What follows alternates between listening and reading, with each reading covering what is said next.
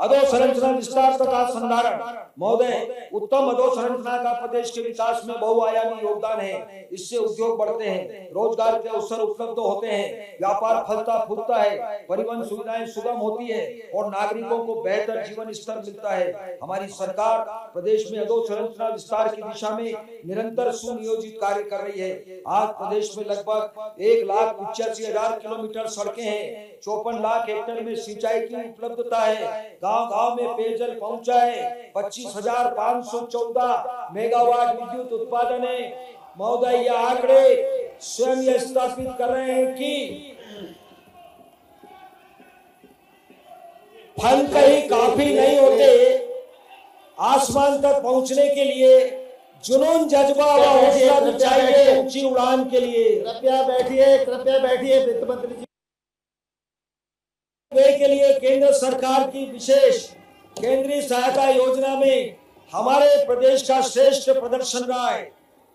इस योजना के अंतर्गत विभिन्न मापदंडों के अनुपालन, अपेक्षित सुधार करने एवं चिन्हित योजनाओं को एसएनए स्पर्श पर ऑन बोर्ड करने से प्रदेश को रुपये 13,500 करोड़ की राशि का मिलना संभावित है। किसान कल्याण वर्ष की सार्थकता के लिए सिंचाई सुविधा के विस्तार के वृहद कार्य किए जा रहे हैं। नई सिंचाई परियोजनाओं के निर्माण के साथ यह भी सुनिश्चित किया जा रहा है कि सिंचाई जल के वाष्पीकरण एवं अन्य मानवीय हस्तक्षेपों के कारण होने वाले जल अपव्यय को रोका जाए। इस हेतु सूक्ष्म सिंचाई पद्धति एवं दाब युक्त पाइपों के माध्यम से सिंचाई जल के उपयोग को प्रोत्साहन दिया जा रहा है। प्रदेश में उपलब्ध सिंचाई सुविधा को वर्ष 2029 तक 100 लाख हेक्टेयर किया जाएगा। प्रदेश में 40 बृहद, 60 मध्यम एवं 273 लघु सिंचाई परियोजनाएं निर्माणाधीन है। इन परियोजनाओं के पूर्ण होने पर 27,17,000 किसान लाभान्वित होंगे। हमारा प्रदेश देश का पहला राज्य है जिसने अंतर्राज्यीय नदियों को जोड़ने के महाअभियान का संकल्प लिया है। प्रदेश में 2 राष्ट्रीय परियोजनाओं के माध्यम से 5 बड़ी नदियों को जोड़ने का कार्य प्रगतिरत है। रुपये 44,605 करोड़ की केन बेतवा लिंक अंतर्राज्यीय परियोजना से प्रदेश में 8,51,000 हेक्टेयर क्षेत्र में सिंचाई के साथ 130 मेगावाट विद्युत उत्पादन तथा 44 लाख नागरिकों के लिए पेयजल उपलब्ध होगा।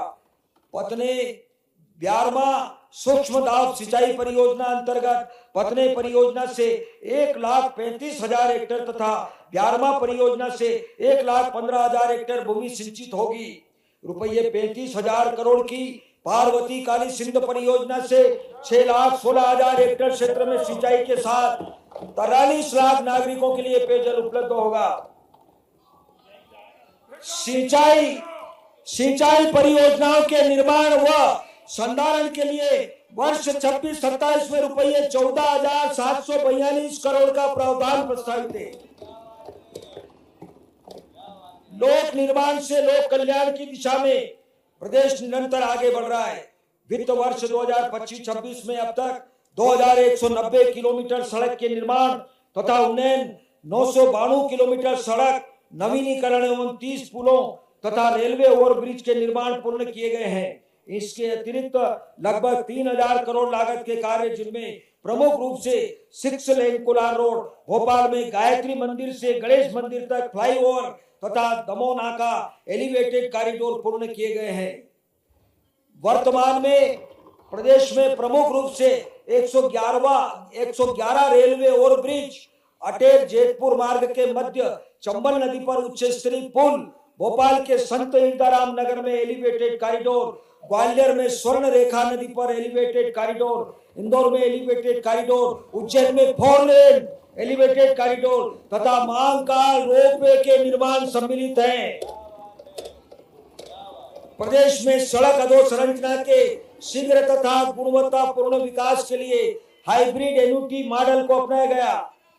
विगत 2 वर्षों में इस मॉडल के अंतर्गत रुपये 12,676 करोड़ अनुमानित लागत की सड़क परियोजनाएं स्वीकृत की गई है। प्रदेश में सड़क network, road network master plan तैयार किया जा रहा है। प्रधानमंत्री ग्राम सड़क योजना अंतर्गत वर्ष 2025-26 में लगभग 1,500 किलोमीटर सड़कों के निर्माण एवं लगभग 7,000 किलोमीटर सड़कों के नवीनीकरण का लक्ष्य पूर्ण होगा। विगत बजट भाषण में घोषित मुख्यमंत्री मजरा टोला सड़क योजना के अंतर्गत ऐसी बसाहटें जिनमें मुख्य सड़क मार्ग से पहुंचने हेतु सड़क उपलब्ध नहीं है के लिए 30,900 किलोमीटर सड़क निर्माण हेतु स्वीकृति दी गई है। क्षतिग्रस्त पुलों का पुनर्निर्माण योजना के अंतर्गत 1,766 पुल तथा पुलियों के निर्माण की रुपये 4,572 करोड़ की योजना स्वीकृत की गई है। इस योजना के लिए वर्ष 2026-27 में रुपये 900 करोड़ का प्रावधान प्रस्तावित है। सड़कों एवं पुलों के निर्माण एवं संधारण के लिए वर्ष 2026-27 में रुपये 12,690 करोड़ का प्रावधान प्रस्तावित है। प्रदेश की जल जीवन मिशन हर घर जल के संकल्प के साथ ग्रामीण परिवारों को स्वच्छ पेयजल उपलब्ध कराने के लिए क्रियान्वित किया जा रहा है। मुझे अवगत कराते हुए प्रसन्नता है कि अब तक 411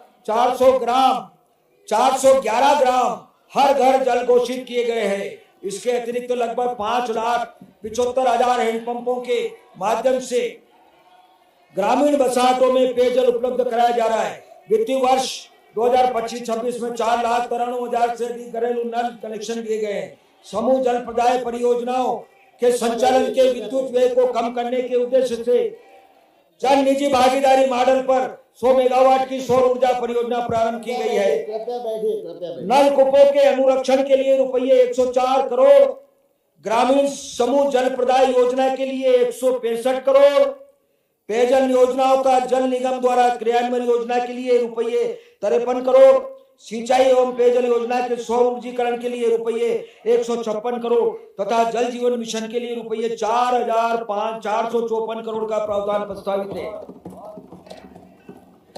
हमारे प्रयासों के परिणाम स्वरूप प्रदेश घन अंधकार से विपुल प्रकाश की स्थिति में आ चुका है। यह इसलिए संभव हुआ है क्योंकि सोचने वालों की दुनिया वालों की सोच से अलग होती है। प्रदेश अब ऊर्जा उपलब्धता में आत्मनिर्भरता के साथ अन्य राज्यों को भी बिजली निर्यात करने की क्षमता रखता है। प्रदेश में भविष्य में विद्युत की बढ़ती आवश्यकता के दृष्टिगत 660 मेगावाट क्षमता की एक इकाई अमरकंटक एवं सतपुड़ा ताप विद्युत गृह में स्थापित की जा रही है। इन परियोजनाओं का वित्तीय आकार रुपये 23,000 करोड़। इसके अतिरिक्त पुराने हो चुके ताप एवं जल विद्युत गृहों की क्षमता एवं जीवन काल में वृद्धि एवं आधुनिकीकरण के कार्य भी किए जा रहे हैं। हमारी सरकार वर्ष 2030 तक नवीनीकरण ऊर्जा क्षमता को 500 गीगावाट तक ले जाने के राष्ट्रीय लक्ष्य में उल्लेखनीय योगदान के लिए योजनाबद्ध रीति से कार्य कर रही है। प्रदेश के निवेश सुगम वातावरण के कारण 170 मेगावाट क्षमता की नीमच सोलर परियोजना हेतु मात्र ₹2.15 प्रति यूनिट की प्रतिस्पर्धी दर प्राप्त हुई है। सूर्य मित्र कृषि फीडर योजना के अंतर्गत लगभग 4,000 मेगावाट की सोलर परियोजनाएं चिन्हित की गई है, जिनमें किसानों एवं स्थानीय उद्यमियों की व्यापक भागीदारी सुनिश्चित की गई है। समस्त शासकीय भवनों पर विकासक के माध्यम से रूफ टॉप कोर्स परियोजना प्रचलित है। राज्य में निरंतर स्वच्छ ऊर्जा उपलब्ध कराने हेतु 24 घंटे फ्लैट ब्लॉक नवीनीकरण ऊर्जा आपूर्ति परियोजना प्रस्तावित है, जो विश्व की अपनी तरह की पहली परियोजना होगी। ऊर्जा क्षेत्र के लिए वर्ष 2026-27 में रुपये 34,065 करोड़ का प्रावधान प्रस्तावित है। कृषि, स्वास्थ्य, ऊर्जा, जल आपूर्ति तथा नगरीय ग्रामीण क्षेत्रों में मूलभूत आवश्यकताओं के कार्यों की निरंतरता, गति तथा समय सीमा में पूर्ण किए जाने के लिए वैकल्पिक वित्तीय संसाधनों की महत्वपूर्ण भूमिका है। मुझे सदन को अवगत कराते हुए हर्ष है कि प्रदेश के अधोसंरचना विकास के लिए नवाचारी वित्तीय उपकरणों का उपयोग कर पूंजीगत निवेश किया जाएगा। केंद्र सरकार के बजट में म्युनिसिपल बॉन्ड जारी करने का प्रोत्साहन का प्रावधान रखा गया है। प्रदेश के नगरीय निकायों को इसका लाभ लेने के लिए प्रोत्साहित किया जाएगा।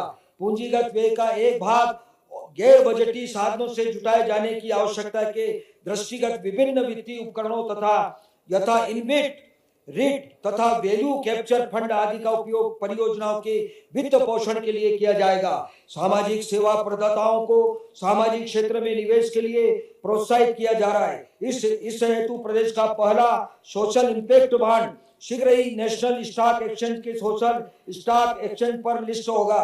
राज्य शासन के सार्वजनिक उपक्रमों की निर्भरता मुख्यतः राज्य शासन के वित्तीय संसाधनों पर है। प्रदेश के विकास तथा लोक कल्याणकारी कार्यक्रमों में इन संस्थाओं की भूमिका को और व्यापक तथा मजबूत किए जाने की आवश्यकता है। वित्तीय वर्ष 2026-27 में Narmada basin project company limited, Madhya Pradesh power generation company, सड़क विकास निगम, मेट्रो रेल आदि संस्थाओं के माध्यम से रुपये 17,350 करोड़ का पूंजीगत व्यय संभावित है। इस प्रकार प्रदेश के इतिहास में पहली बार प्रभावी पूंजीगत व्यय रुपये 1 लाख करोड़ से अधिक होगा।